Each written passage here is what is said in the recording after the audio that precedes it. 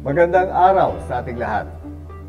Tayo ay lubos na nagagalak sapagkat ang pambansang pulisya ay mayroon ng sariling news network sa YouTube, ang Police News Network o PNN. Tayo ay hindi lang gumaganap sa ating mandato at sinumpang tungkulin, kundi tayo rin ay naghatid ng tama, wasto at balanseng balita para sa serbisyong nagkakaisa tungo sa pagkamit at pagpapanatili ng kaayusan at katahimikan sa ating bansa. Panoorin at suportahan ang Police News Network. Ako si Police General Benjamin C. Acorda Jr., ang inyong Chief PNP para sa Police News Network. Alagad ng batas, tagataguyod ng balitang pulis. Maglilingkod sa bawat Pilipino at magbibigay ng tamang impormasyon para sa tahimik at maayos na Pilipinas. Police News Network, alagad ng batas, tagapagtaguyod ng balitang pulis, sandigan ng mamamayan, patnubay ng katotohanan. Live mula sa Campo Crame, maghahatid ng pinakahuling kaganapan at nagbabagang balita. Ito ang PNN Police News Network. At ngayon, ang inyong mga tagapagbalita. Magandang araw Pilipinas. Ako ang inyong alagad ng batas, tagataguyod ng balitang pulis, Master Sergeant Vanessa Villanos. Maghahatid ng tamang balita, kwento ng pulis at serbisyo para sa mamamayan. At ito ang PNP News Online, ang pangunahing balita ng Police News Network, alagad ng batas, tagataguyod ng balitang pulis.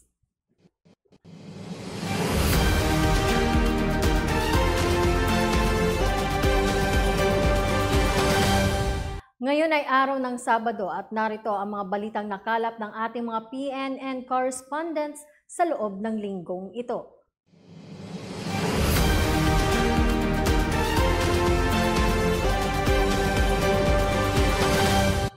Para sa ating unang balita, isang lalaki ang inaresto ng mga tauhan ng PNP Anti-Cybercrime Group o ACG. Ito ay dahil sa pananakot nito sa isang 19 anyos na babae na ipapakalat daw umano ang mga magsiselang larawan at video nito. Yan ang balitang tinutukan ni Patrolwoman Mary Grace Artizuela. Nitong ika-12 ng Setyembre taong kasalukuyan, nagsagawa ng Joint Entrapment Operation ang mga operatiba ng Regional Anti-Cybercrime Group 10 sa pamumuno ni Police Major Ray Vincent Magto, Assistant Chief Rakuten, sa ilalim ng pangangasiwa ni Police Lieutenant Colonel Limuel B. Conda, Acting Chief Rakuten, kasama ang mga operatiba ng Puntod Police Station 5 COCPO sa pangungunan ni Police Major Gerson Boha Estanilla na nagresulta sa pagkakaaresto kay alias Eddie, 39 anyos at residente ng Misamis Oriental. Ayon sa biktima, nag-umpisa ang relasyon nila ng suspect noong ika-7 ng Mayo taong kasalukuyan. Sa loob ng panahon ng kanilang relasyon ay nagkita sila ng maraming beses at sa tuwing nagkikita sila ay mayroong nangyayari sa kanila. Hanggang umabot sa puntong gusto nang tapusin ng biktima ang kanilang relasyon kaya binlock niya ang suspect sa kanyang mga social media account. Nitong ika-11 ng Setyembre, nagsimulang manakot at magpadala ng screenshots ng mga hubad na larawan at video ang suspect gamit ang Viber. Kaya pumayag ang biktima na makipagkita sa suspect kapalit ang pagbura sa mga ito. Dahil sa takot, nagtungo ang biktima sa Regional Anti-Cybercrime Group 10 upang humingi ng tulong. Naaresto ang nasabing suspect sa kasong paglabag sa RA 9995 Anti-Photo and Video Voyeurism Act of 2009, RA 9262 Anti-Violence Against Women and Their Children Act of 2004, RA 11313 The Safe Spaces Act o ang Bawal Bastos Law, sextortion at grave threat in relation to Section 6 of RA 10175. Ang naarestong suspect ay kasalukuyang nasa Puntod Police Station 5 COCPO para sa dokumentasyon at tamang disposisyon. Mula dito sa Campo Crame, ako si Patrolwoman Mary Grace Artizuela, watching over you on cyberspace. Nagbabalita para sa Police News Network, alagad ng batas, tagataguyod ng balitang pulis. Maraming salamat, Patrolwoman Artizuela. Samantala, dumakon man tayo sa Calabarzon. Lalaking may kasong 5 counts na sexual assault ang tuluyan ng naaresto ng mga otoridad sa Calamba City, Laguna. Kasama natin sa balitang yan si Patrolman Marvin Avila. Himas rehas ang isang most wanted person regional level matapos maaresto sa ikinasang manhunt operation ng Calamba PNP nitong ika-11 ng Setyembre taong kasalukuyan. Ayon kay RD Gases, nagsagawa ang Calamba City Police Station ng manhunt operation sa ganap na alas 3 ng hapon ng nasabing araw sa Barangay Parian, Calamba City, Laguna na nagresulta sa pagkakaaresto ng suspect. Kinilala ng Calamba CPS ang akusado na si alias Cayetano, residente ng Calamba City, Laguna. Ito ay inaresto sa kasong 5 counts of sexual assault. Kasalukuyang nasa kustudiya na ng Calamba CPS ang suspect, agad namang iimporma ng korteng pinagmula ng warrant of arrest sa pagkakahuli nito. Mula rito sa Calabarzon, ako ang inyong Police News Network correspondent, Patrolman Marvin Avila, alagad ng batas, tagataguyod ng balitang pulis. Maraming salamat, Patrolman Avila. Samantala, sa patuloy na laban ng pambansang pulisya ng Pilipinas kontra iligal na droga, halos 7 milyong pisong halaga ng shabu ang kumpiskado sa naging buy-bust operation ng PNP sa Lapu-Lapu City, Cebu. Nakatutok dyan sa balitang yan si Patrolman Edmerson Llapitan. Aabot sa 1 kilo ng hinihina ng shabu na nagkakahalaga ng 6,800,000 peso ang nasamsam ng kapulisan sa newly identified high-value individual suspect na nadakip sa anti-illegal drug bust operation sa Barangay Paho, Lapu-Lapu City. Pasado alas 3 ng hapon, Huwebes ito lamang nakarang linggo nang ilunsad ang operasyon ng operatiba ng Police Station 3, City Intelligence Unit, City Drug Enforcement Unit at ng PNP Drug Enforcement Group ng Lapu-Lapu City Police Office. Kinilala ang naaresto na si Abdilya, 23 taong gulang, residente ng Sitio Poblacion, Talisay City, Cebu. Na-recover sa pag-iingat ng suspect ang nagamit na buy-bust money, identification card at isang sling bag. Nabatid na ang suspect ay nakakapag-dispose ng nasa hanggang 1 kilo ng droga kada linggo. Kaugnay dito, muling iginiit ni Police Regional Office 7 Director, Police Brigadier General Anthony E. Abrin, ang kanyang paninindigan laban sa illegal drug trade at tiniyak sa publiko ang walang humpay na pagbabantay ng Pro-7 sa mga illegal na aktibidad sa rehiyon. Ang manakalap na ebidensya ay isinumiti na sa Regional Forensic Unit 7 para sa pagsusuri, samantalang ang suspect ay nasa kustudiya ngayon ng Police Station 3 ng Lapu-Lapu City Police Office para sa kaukulang pagsasampa ng kaso sa korte. Mula dito sa Central Visayas, ako ang inyong PNN correspondent, Patrolman Edmerson Llapitan, alagad ng batas, tagataguyod ng balitang pulis. Maraming salamat, Patrolman Llapitan. Samantala, wala namang kawala sa mga tauhan ng Cebu City PNP ang isang lalaki sa Mualbual, Cebu dahil sa kaso nitong 22 counts of statutory rape. Muling magbabalik para sa balitang yan si Patrolman Edmerson Llapitan. Arestado sa manhunt operation ng kapulisan ang isang lalaki sa Barangay Bugwil, Mualbual, Cebu na may kasong 22 counts of statutory rape, Huwebes nito lamang nakaraang linggo. Sa pinagsanib na pwersa ng mga operatiba ng Mualbual Municipal Police Station, Criminal Investigation and Detection Group at ng Regional Intelligence Unit 7, ang suspect na kinilalang si Buenaventura Sabanate ay inaresto dakong alas 8:50 ng gabi sa bisa ng warrant of arrest na inisyu ng Honorable Noel Reyes Narizon, Acting Presiding Judge, RTC Branch 60 ng Barili, Cebu. Kaugnay dito, inabisuhan na ng mga otoridad ang korte sa pagkakahuli ng naturang akusado. Bahagi ang matagumpay na pagkakaaresto ng naturang personalidad sa tuloy-tuloy ng kampanya ng kapulisan sa lahat ng uri ng kriminalidad. Mula dito sa Central Visayas, ako ang inyong PNN correspondent, Patrolman Edmerson Llapitan, alagad ng batas, tagataguyod ng balitang pulis. Maraming salamat, Patrolman Llapitan. Samantala, voluntaryo namang sumuko sa mga tauhan ng 2nd Eastern Samar Provincial Mobile Force Company ang isang miyembro ng Underground Mass Organization o UGMO sa Kinapundan, Eastern Samar. Yan ang magandang balita mula kay Patrolman Rogelio Vistas. Voluntaryong sumuko ang isang miyembro ng Underground Mass Organization sa mga tauhan ng 2nd Eastern Samar Provincial Mobile Force Company sa Barangay Buena Vista, Kinapondan, Eastern Samar. Ayon kay Police Lieutenant Colonel Marino Azor G. Estonio, Acting Force Commander ng 2nd Eastern Samar PMFC, sa pamamagitan ng mas pinaigting na kampanya laban sa insurensiya kasunod ng National Task Force to End Local Communist Armed Conflict, tagumpay na nakumbinsi ang dating miyembro ng ugmo na tumalikod sa armadong pakikibaka at nagpasyang maging produktibong miyembro ng lipunan. Ang nasabing surrendery ay nasa kustodiya na ngayon ng 2nd Eastern Samar Provincial Mobile Force Company para sa tamang disposisyon at pagproseso sa programa ng gobyerno na Enhanced Comprehensive Local Integration Program o ECLIP. Mula po dito sa Eastern Visayas, ako ang inyong Police News Network Correspondent, Patrolman Rogelio Vistas, alagad ng batas, tagataguyod ng Balitang Pulis. Maraming salamat, Patrolman Vistas. Samantala, inilunsad naman ng 2nd Quirino Provincial Mobile Force Company ang Dugong Alay Bagong Buhay Blood Bank Project upang makatulong sa mga kababayan nating lubos na nangangailangan ng dugo sa bayan ng Nagtipunan, Quirino. Yan ang balitang inalam ni Staff Sergeant Jeff Jan Nabasa. Dugong Alay, Bagong Buhay. Yan ang tema sa proyekto Blood Bank ng 2nd Quirino Mobile Force Company sa pagsusumikap na makatulong sa pamamagitan ng pagdodonate ng dugo upang madugtungan pa ang buhay ng ating mga kababayan na ginanap sa bayan ng Nagtipunan, Quirino noon lamang 15 ng Setyembre. Sabi nga nila, ang dugo ay buhay. Kaya naman, may tuturing na napakalaki at mahalagang proyekto nito dahil maituturing itong solusyon sa kakulangan sa supply ng dugo ng probinsya. Ang utak sa likod ng matagumpay na paglulunsad nito ay walang iba kundi si Police Lieutenant Colonel Michael Alberto, ang First Commander ng 2nd Quirino PMFC, na kung saan ay piniliwanag dito na 50% ng dugo na kinuha mula sa mga donor ay gagamitin ng ospital sa kanilang mga pasyente.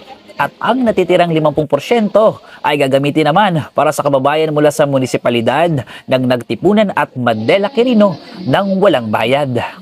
Lahat na makukuha nating dugo based sa MUA natin ay yung 50% gagamitin ng ospital at yung 50% ay free na gagamitin ng constituents ng Nagtipunan and Mandela. So in short, libre po yun, walang babayaran na processing fee. Umabot naman sa 46 na bag na may katumbas na 20,700cc na dugo ang nakuha mula sa suporta ng PNP Quirino, stakeholders, Sigma Pilipinas Riders Coalition, LGU Nagtipunan, LGU Mandela at Advisory Group.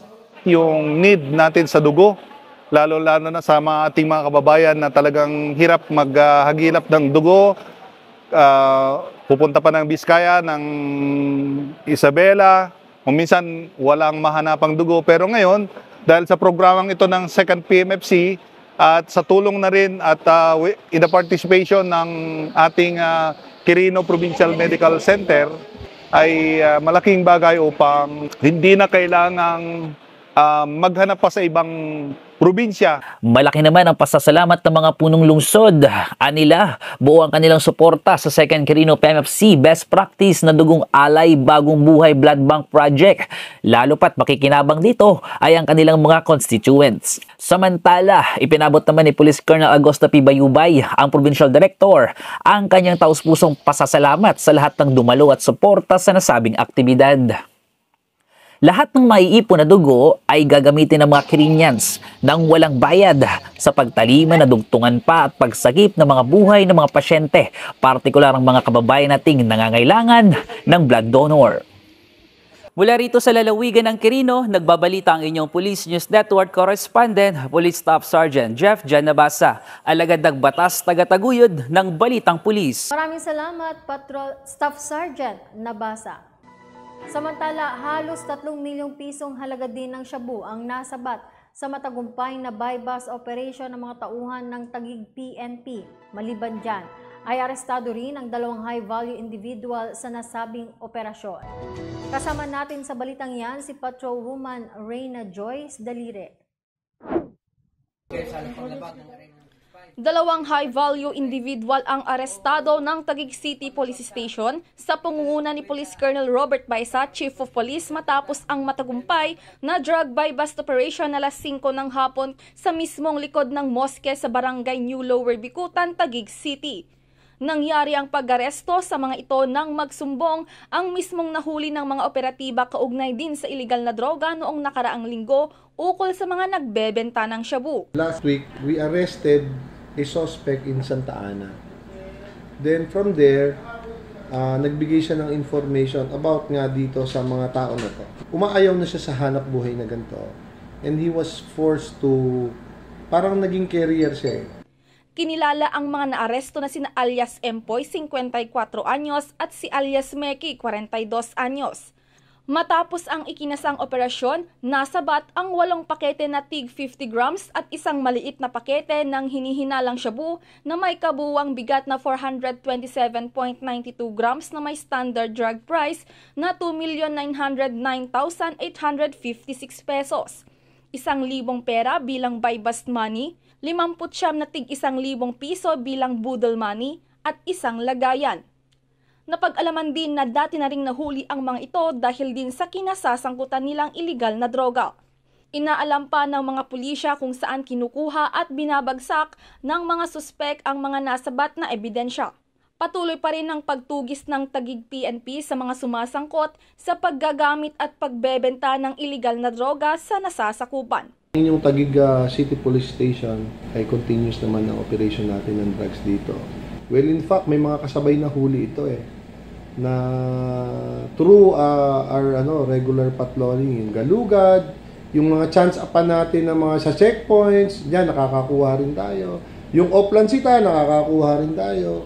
And of course, yung magandang pakikipag-ugnayan ng ating local government together with the community, nagbibigay sila ng magandang information para masugpo itong pinagbabawal na gamot.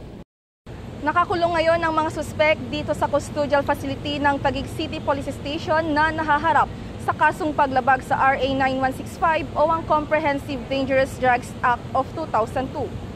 Patrolwoman Reyna Joyce M. Dalire ang inyong PNN correspondent, alagad ng batas, tagataguyod ng Balitang Pulis. Maraming salamat, Patrolwoman Dalire. Samantala, arestado rin ng Alfonso Lista Municipal Police Station, Ifugao Police Provincial Office ang wanted person ang kanilang himpilan sa kasong attempted murder. Ang detalye ng balita mula kay Staff Sergeant Lenny Valerio. Naaresto ang isang wanted person sa kasong attempted murder noong Biyernes, 15 ng Setyembre taong kasalukuyan. Kinilala ni Police Captain Alvaro Sikligen, hepe ng Alfonso Municipal Police Station, ang suspect na si alias Danilo, 70 taong gulang, residente ng Sitio Sebelon, Barangay Santa Maria, Alfonso Lista, Ifugao. Naaresto ang suspect ng pinagsanib na puwersa ng Alfonso Municipal Police Station, 2nd Provincial Mobile Force Company, Provincial Intelligence Unit Ifugao, Police Provincial Office, Regional Intelligence Unit 14, Regional Intelligence Division Cordillera at Regional Mobile Force Battalion 15. Sa bisa ng warrant of arrest na inihain ni Judge Rafael Malacdan Jr. ng Regional Trial Court Branch 15, Alfonso Lista Aguinaldo. Samantala, ang kapulisan ng Alfonso Municipal Police Station ay patuloy na ginagampanan ng maayos ang sinumpaang tungkulin. Mula dito sa La Trinidad, Benguet, ito ang iyong Police News Network correspondent, Police Staff Sergeant Lenny Valerio, alagad ng batas, tagataguyod ng Balitang Pulis. Maraming salamat, Staff Sergeant Valerio. Samantala, libreng pabaon packs naman ang naging maagang pamaskong handog ng mga tauhan ng Subic PNP para sa mga mag-aaral ng Matain Elementary School sa Barangay Matain, Subic, Zambales, na lubos na ipinagpapasalamat at di lamang ng mga guro, lalo na ng mga magulang nito. Yan ang magandang balitang hatid ni Corporal Faith Sangiles de Guzman. Naghandog ng saya ang Subic PNP sa pamamagitan ng libreng pabaon packs para sa mga mag-aaral ng Matain Elementary School sa Barangay Matain, Subic, Zambales. Ang naturang aktibidad ay pinamunuan ni Police Lieutenant Colonel Romel E. Henoblazo, Chief of Police ng Subic Municipal Police Station, katuwang ang CSI IG&I Foundation. Mula sa tulong at malasakit ng Subic PNP ay labis ang galak at saya ng mga munting bata sa ibinigay na libreng pabaon ng mga mamang pulis para sa kanila. Layunin nito ang makapag-abot ng tulong sa mga mag-aaral upang sila'y maging aktibo sa kanilang pag-aaral. Sinisiguro ng Subic PNP na patuloy silang makikipag-ugnayan sa mga paaralan upang makapaghatid sila ng tulong sa mga bata, lalo na sa mga lubos na nangangailangan. Mula dito sa Police Regional Office 3, ako ang inyong PNN Correspondent, Police Corporal Faith Sangeles de Guzman, alagad ng batas, tagataguyod ng Balitang Pulis. Maraming salamat, Corporal de Guzman. Samantala sa iba pang balita, liquid marijuana naman ang nakumpiska sa matagumpay na naging buy-bust operation ng Quezon City Police District dyan sa Novaliches, Quezon City. Narito ang pagtutok ni Patrolwoman Aiza Corpuz. Arestado ang isang babae sa ikinasang buy-bust operation ng Novaliches Police Station pasado alas 5 ng umaga sa kahabaan ng Barangay Nova Proper, Novaliches, Quezon City. Kinilala ang suspect na si alias Sandra, 23 anyos na residente ng Barangay Gulod, Novaliches, Quezon City. Nasabat naman sa suspect ang 2 selyadong pakete ng hinihinalang kush na may bigat na 76 grams na nagkakahalaga ng 91,200 pesos at 10 muha Medicort na hinihinalang liquid marijuana na may bigat na 76 grams at nagkakahalaga ng 40,000 piso, paper bag, cellphone, ID, isang Muhab Med Big Box at Boodle Money. Sasampahan ng kasong paglabag ng Section 5 at Section 11 under RA 9165 o Comprehensive Dangerous Drugs Act of 2002 ang suspect. Mula dito sa Quezon City Police District, ako ang inyong Police News Network Correspondent, Patrolwoman Aiza Corpuz, alagad ng batas, tagataguyod ng Balitang Pulis. Maraming salamat, Patrolwoman Corpuz. Samantala, bunga nga ng mga magagandang programa ng pamahalaan, katuwang ang kapulisan, isang dating rebelde ang nagpasyang sumuko sa Mountain Province PNP at talikuran ang kilusan. Yan ang magandang balita ni Patrolman Joven Silawan. Voluntaryong sumuko ang dating supply office ng NPA sa tanggapan ng 1st MP PMFC sa Otocan Sur, Baoco, Mountain Province nito lamang ika-16 ng Setyembre taong kasalukuyan. Kinilala ang dating rebelde bilang isang 40 anyos na magsasaka na naninirahan sa Tabuk City, Kalinga at regular na miyembro ng NPA sa ilalim ng operational jurisdiction ng Weekend Guerrilla Front AMPIS. Kasabay ng kanyang pagsuko ang pag-surrender ng kanyang baril na M1 Garand rifle na may defaced serial number at may clip at 3 live ammunition. Samantala, sumuko ang nasabing rebelde dahil sa serye ng negosasyong isinagawa ng mga kapulisan ng Mountain Province at mga sandatahang lakas ng Pilipinas na nakatalaga sa nasabing lugar. Nananawagan naman ang mga kapulisan ng Mountain Province sa iba pang miyembro ng mga kaliwang grupo na magbalik loob na sa pamahalaan upang higit na makamtan ang tunay na kalayaan kasama ang kanilang pamilya. Mula dito sa Camp Dangwala, Trinidad, Benguet, ako po ang inyong PNN Correspondent Patrolman Joven Silawan. Alagad ng batas, tagataguyod ng Balitang Pulis. Maraming salamat, Patrolman Silawan. Samantala, nasabat sa naging buy-bust operation ng mga tauhan ng Malabon PNP ang nagkakahalagang mahigit sa 180,000 piso na shabu, 2 sospek, kalaboso. Yan ang balitang hatid ng ating ka-PNN Patrolwoman Abigail Dirain.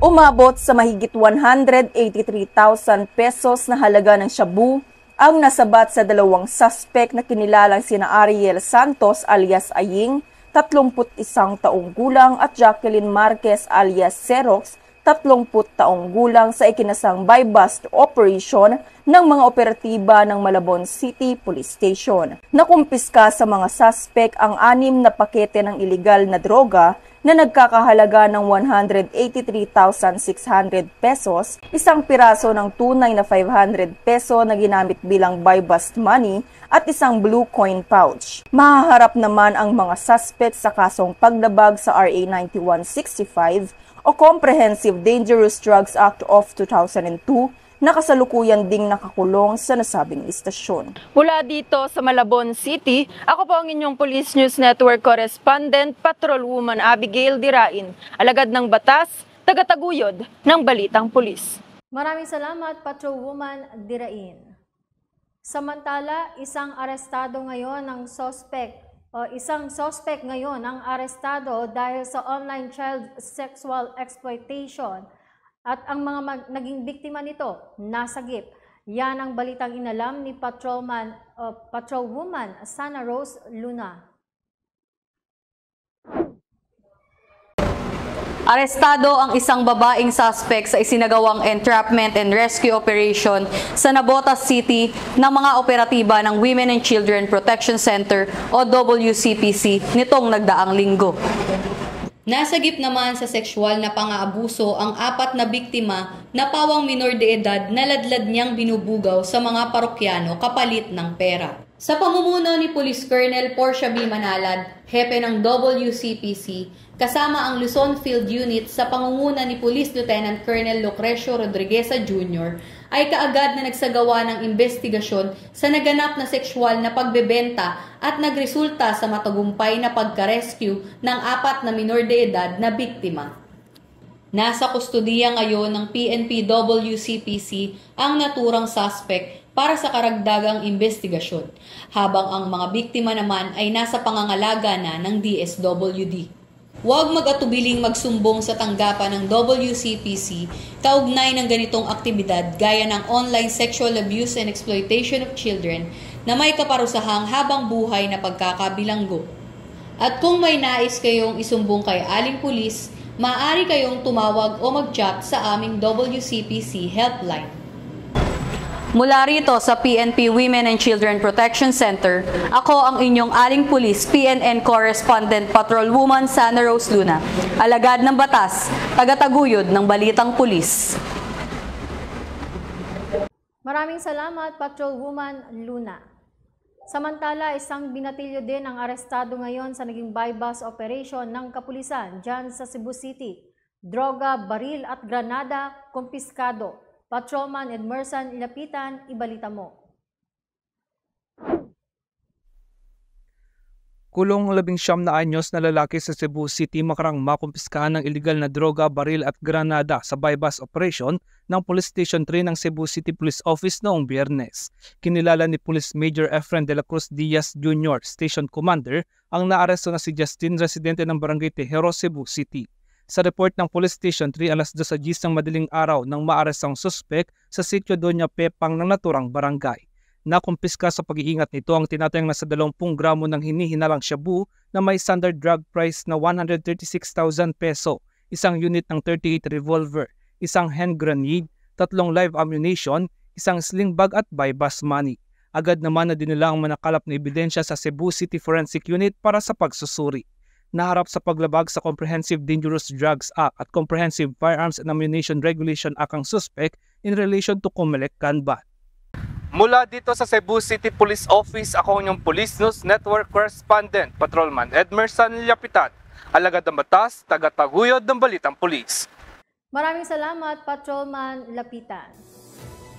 Samantala, arestado naman ng Santiago City PNP ang 2 kalalakihan na sangkot sa robbery sa lungsod ng Santiago dyan sa Isabela. Patrolman Raymart Paul Almondia, ibalita mo.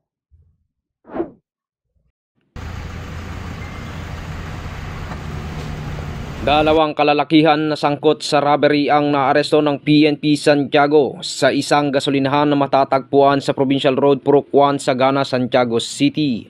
Batay sa report ng Santiago City Police Office kay Proto Regional Director Police Brigadier General Christopher C. Birung, kinilala ang mga sospek na sina alias CJ, 23 taong gulang at residente ng Purok 4A, Caloocan City, at alias EJ, 22 taong gulang at residente ng Purok 2, Victory Norte, Santiago City.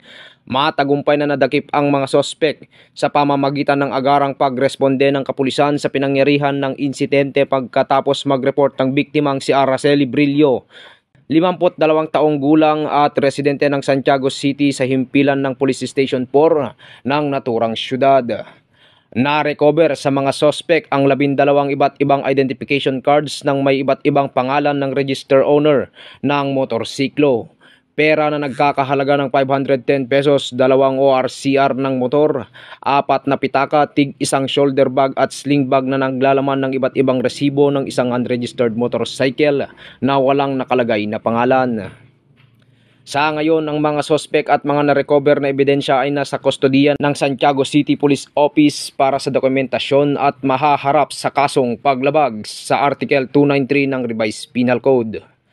Pinuri ni Police Brigadier General Christopher C. Birong ang mga kapulisan ng Santiago City Police Office sa agarang pagkakahuli ng mga sospek na sangkot sa robbery. Anya, hinikayat nito ang lahat ng mga mamamayan na makipagtulungan sa ating mga kapulisan upang ang kaayusan at kapayapaan ng Lambak ng Cagayan ay makamtan.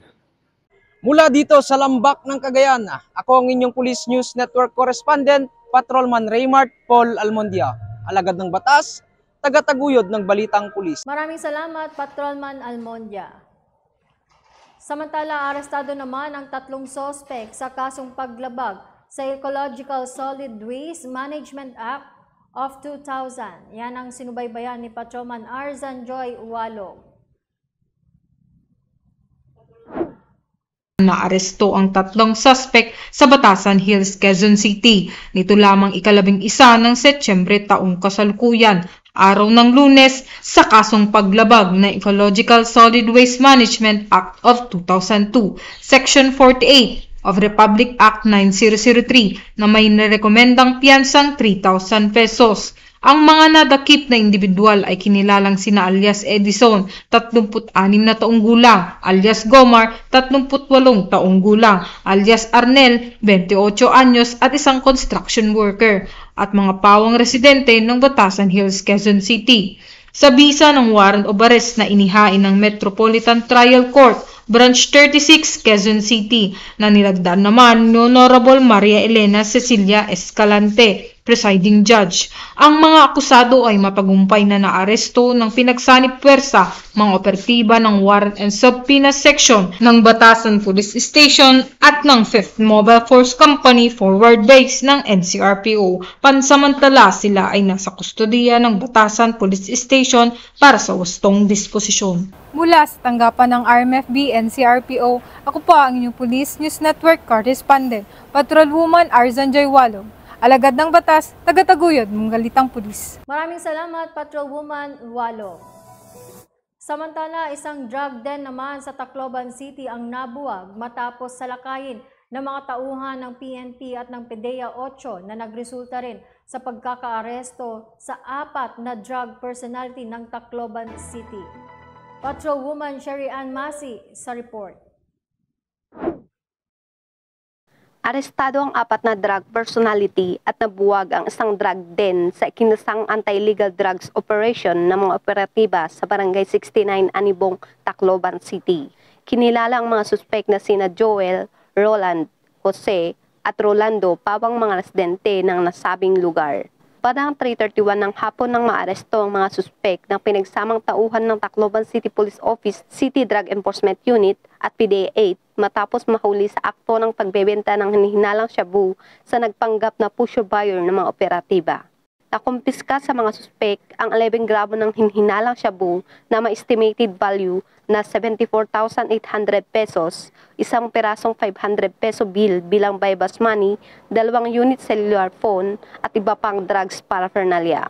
Mahaharap ang mga suspek sa kasong paglabag sa Section 5, 6, 7, 11, 12 at 15 ng Article 2 ng RA 9165 o Comprehensive Dangerous Drugs Act of 2002. Mula dito sa Tacloban City, ako ang inyong PNN Correspondent, Patrolwoman Sherry Ann Masi, alagad ng batas, tagataguyod ng balitang pulis. Maraming salamat, Patrolwoman Masi. Samantala, halos 7 milyong pisong halaga ng shabu ang nakumpiska ng PNP sa kanilang ikinasang buy-bust operation sa Marawi City kung saan 2 sospek ang arestado. Narito ang pagtutok ni Patrolman Jan Maborang. Tinatayang mahigit 6 na milyong halaga ng shabu ang nakumpiska sa sinagawang buy-bust operation ng mga otoridad sa Haifa Compound, Barangay Gadongan, Marawi City, Lanao del Sur, nito lamang Setyembre taong kasalukuyan.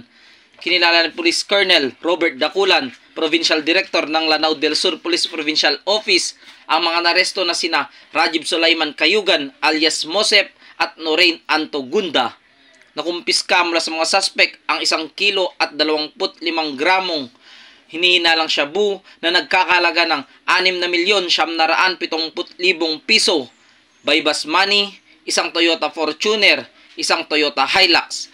Ang mga narestong suspect at mga nakumpiskang ebidensya ay dinala sa Marawi City Police Station para sa tamang disposisyon. Ang PNP ay patuloy na mas paigtingin ang kampanya kontra illegal na droga upang mapanatili ang kaayusan at katahimikan sa ating komunidad. Apo dito sa Police Regional Office, Bangsamoro Autonomous Region, nagbabalita ang inyong PNN correspondent, Patrolman Maborang. Alagad ng batas, tagataguyod ng balitang pulis. Maraming salamat, Patrolman Maborang. Nang dahil sa X-ray machine, arestado ngayon ang isang lalaki ng kapulisan dahil sa bit-bit nitong baril. Ibalita mo, Patrolman Jericho Escorpion. Himas Reyes ngayon ng isang lalaki dahil sa pagdadala ng baril sa area ng Abad Santos Police Station 7. Pinangalanan ng sospek na si Ben Presby1, isang pintor at miyembro ng Komando Gang. Nag-ugat ang insidente nang dumaan ng sospek, dala ang kanyang bag sa isang X-ray machine kung saan nadiskubre ng duty na security guard na ito ay may dalang 38 na kalibre na baril na mayroong 2 pirasong live ammunition. Dahil sa walang maipakitang dokumento na legal ang kanyang dalang baril, nagpasaklolo ang security guard na hindi papangalanan para sa kanyang seguridad sa mga pulis na nataong naroon din sa Blumentritt LRT Station noong araw na iyon. Sinampahan ng kasong paglabag sa Republic Act 10591 o Comprehensive Firearm and Ammunition Regulation Act at Omnibus Election Code ang nasabing suspect. Trabaho sa X-ray machine at mayroon pong habang nakapila po mga pasahero, mayroon po isang lalaki na nakapila din na may dalang bag na blue. Nang pinasok na po sa X-ray, nakita ko po na mayroon lamang baril na 38 caliber. At hinulid ko po siya, tinanong ko po siya kung bakit may dala ka nito. Sagot na po sa akin, ipagagawa ko lang po sir. At nataon po mayroong pulis na nagro-rubing, tinawag ko po sa kanila at in-endorse ko po sa kanila yung tao na sabi ko may dalang baril.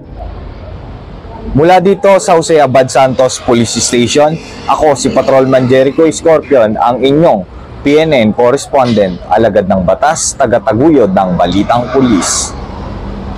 Maraming salamat, Patrolman Escorpion.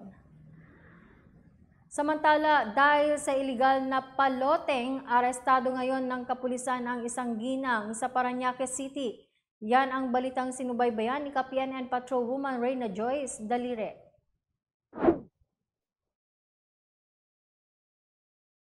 Arestado ang isang ginang sa Unida Street, Barangay Baclaran, Parañaque City dahil sa umano'y iligal na pasugalan na kung tawagin ay loteng ang illegal number betting. Kinilala ang nadampot ng mga operatiba na si alias Rosalie, 53 anyos. Nangyari ang pagkakaaresto matapos ang matagumpay na anti-illegal gambling operation ng pinagsanib puwersa ng Baclaran Police Substation kasama ang District Intelligence Division, CIDG SPD, District Special Operation Unit at ng District Mobile Force Battalion na kung saan nakumpiska mula sa suspek ang 820 pesos na bet money na nasa iba't ibang denominasyon, 34 na loteng ticket at ballpen. Kasalukuyan nang nakakulong sa Parañaque City Police Station ang ginang. Patuloy pa rin ng PNP sa pagbibigay babala na pupuksain ang mga hindi tumitigil sa pagsasagawa ng ganitong uri ng aktibidad. Mula dito sa Southern Police District, ako ang inyong PNN correspondent, Patrolwoman Reyna Joyce M. Dalire. Alagad ng batas, tagataguyod ng Balitang Pulis. Maraming salamat, Patrolwoman Dalire. Samantala, Police Regional Office 5 inilunsad ang Kapistahan Peace Fair sa Legazpi City, Albay. Corporal Angeli Torrecampo, ibalita mo. Pinangunahan ni Presidential Advisor on Peace Reconciliation and Unity Secretary Carlito Galvez Jr. ang paglunsad ng Kapistahan Peace Fair na ginanap sa Bicol University Main Campus sa lungsod ng Legazpi, lalawigan ng Albay. Ang nasabing aktibidad ay inorganisa ng Office of the Presidential Advisor for Peace Reconciliation and Unity kung saan isa ang Bicol Region sa napiling rehiyon para maglunsad ng nasabing programa. Tampok sa programa ang trade fair ng mga produkto mula sa iba't ibang mga lugar sa lalawigan ng Albay na dating apektado ng insurensiya. Subalit ngayon ay malaya nang naibebenta dahil sa natamong kapayapaan at progreso sa pamamagitan ng pakikipagdialogo ng pamahalaan. Bahagi din ng aktibidad ang static display na handog ng Philippine National Police at Philippine Army kung saan ipinapakita ang mga iba't ibang kagamitan tuwing sila ay may rescue, combat operation at security patrols. Layunin ng aktibidad na maipalam sa publiko ang mensahe ng pamahalaan para sa peace, reconciliation at unity agenda. Unang-una sa lahat, ang simbolo ng kapistahan ay para maibigay ang mensahe ng ating pamahalaan na ang kapayapaan ay responsibilidad ng lahat. Ang kapistahan ay parang tayo nagpupunyagi at nagkakaroon ng tinatawag na celebration, considering that what we see now is peace is already at hand. Nakikita natin pagka nagtutulungan ng LGU, ang military, ang police, ang lahat ng agencies, nakikita natin yung lahat ng mga social issues na binabato sa gobyerno ay nakita natin na re-resolve na. So yung kapistahan, what is its semblance? Ito yung tinatawag nating yung tradisyon ng ating mamamayang Pilipino na we celebrate and be happy so what we have achieved over this time. Mula dito sa Legazpi City, Albay, ako ang inyong PNN correspondent, Police Corporal Angeli Torrecampo, alagad ng batas, tagataguyod ng balitang pulis. Maraming salamat, Corporal Torrecampo. At yan ang mga balitang nakalap ng ating mga PNN correspondents mula Luzon, Visayas at Mindanao sa loob ng linggong ito. Samantala mga kababayan, narito naman ang ilang palaala sa ating mga ka-PNN tungkol sa darating na barangay at sangguniang kabataan o BSKE Elections 2023. Magsisimula ang campaign period sa October 19 hanggang October 28. Samantala, ipapatupad naman ang liquor ban sa October 29 hanggang October 30. Sa October 30, 2023, araw naman yan mismo ng halalan ay magsisimula ang botohan mula alas 7 ng umaga at magtatapos hanggang alas 3 ng hapon. Samantala, sa November 29, 2023, ang huling filing ng Statement of Contribution and Expenditure. Samantala, tuloy-tuloy pa rin ang pagpapatupad ng COMELEC gun ban hanggang November 29, 2023. Sumunod lamang po tayo sa mga pinaiiral na batas. Samantala, ito naman ang mga dapat tandaan at impormasyon sa pagsasagawa ng COMELEC checkpoint. Una, ang checkpoint ay isinasagawa dapat sa well-lighted o sa maliwanag na lugar. Pangalawa, mayroon dapat na signage ng COMELEC checkpoint. Dapat naka-uniforme at naka-ID ang mga opisyal na nagsasagawa ng checkpoint. Pangatlo, tanging visual search lamang ang gagawin ng mga otoridad. Kailangan lang na ibaba ang bintana ng sasakyan. Hindi dapat papababain ng sasakyan ang motorista o kaya ay pabuksan ang trunk o compartment ng sasakyan nito. Pang-apat, kung gabi, patayin ang headlight at buhayin ang ilaw sa loob ng iyong sasakyan. Panglima, mag-i-inspeksyon lamang ng mga gamit ang otoridad kung kaduda-duda ang kilos ng motorista at kung mayroong confidential information ang PNP laban sa tao. Pang-anim, ihanda ang papeles ng inyong sasakyan tulad ng ORCR at ang iyong driver's license kung ito ay kinakailangan. Maging mahinahon at pangpito, maging mahinahon po tayo at magalang sa pakikipag-usap. I-report ang abusado o bastos na otoridad. At sa ngalan ng 228,000 strong members ng Philippine National Police sa pangunguna ni Chief PNP General Benjamin Casuga Corda Jr., kami ay maglilingkod sa bawat Pilipino at magbibigay ng tama at balanseng balita. Mula rito sa tanggapan ng tagapag-ugnay ng pambansang pulisya, kami ang inyong alagad ng batas, tagataguyod ng balitang pulis, Master Sergeant Vanessa Villanos. Maghahatid ng tamang balita, kwento ng pulis at serbisyo para sa mamamayan at ito ang PNP News Online, ang pangunahing balita ng Police News Network.